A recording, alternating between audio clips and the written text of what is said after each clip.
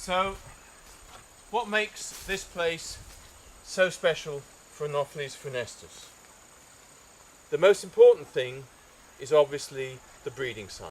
Furvela River itself is quite small, but the valley is about 1.5 kilometers wide at this point, and people use the valley, of course, for market gardening, especially at this time of the year when it's still not too hot. Funestus likes still water with emergent vegetation, and although it hasn't rained here, although it rained here yesterday, it really hasn't rained very much at all in the last few weeks.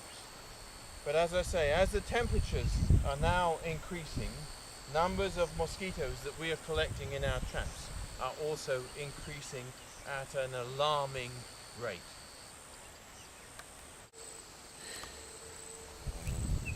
This kind of water with emergent vegetation is the ideal sort of breeding site for funestus, and all of these canals that we've looked at have funestus, but at very low density. It's just that there's so many of them that the population is always very high. The predominant vegetation in the valley is banana and sugarcane, but at different times of the year, the ground because of these canals, the ground is cultivated. Here people are growing potatoes, but at this time of the year the general crop is lettuce and tomatoes. Some, but not very much, rice is also grown. So, in addition to the breeding sites down there, what these mosquitoes have, always quite close to the water, is an abundance of their favourite food. 80% of the burden of malaria falls on 20% of the shoulders. And it is not surprising that, given the localization of their breeding sites and their limited flight dispersal, much of the 80% that is distributed by Anopheles funestus should fall on the shoulders of people, and particularly, of course, young children living in houses close to the breeding site. Anopheles funestus is perhaps the most endophilic of all mosquitoes.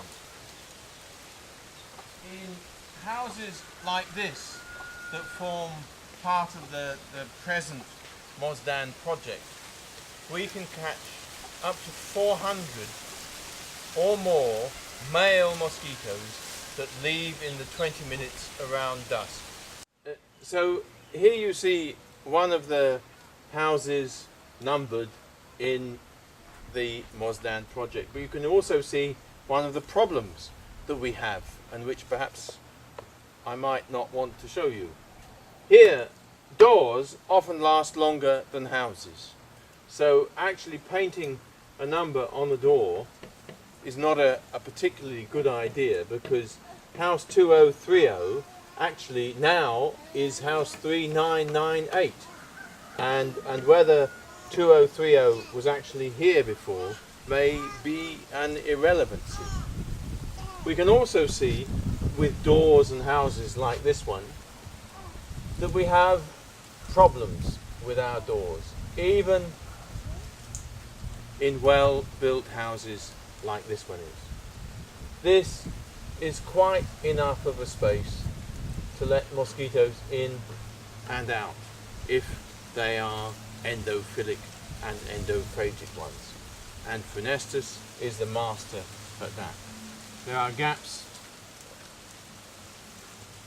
all the way down the side of the house, down here as well.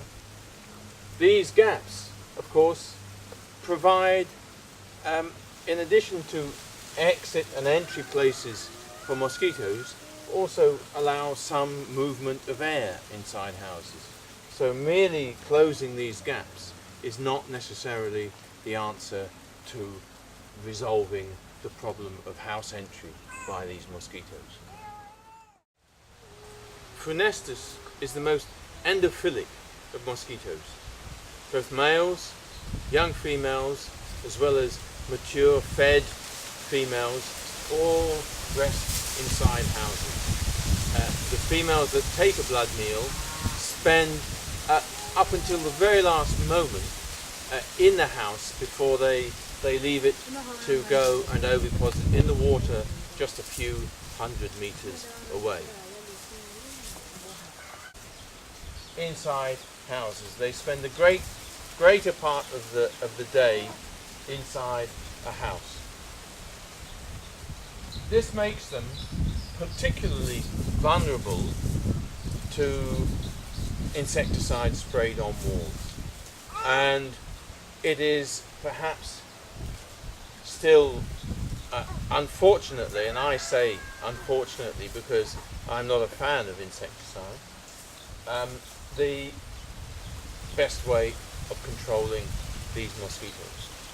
And the best way would be to control only those 20% of houses wherein we suspect 80% of the disease burden is going to fall.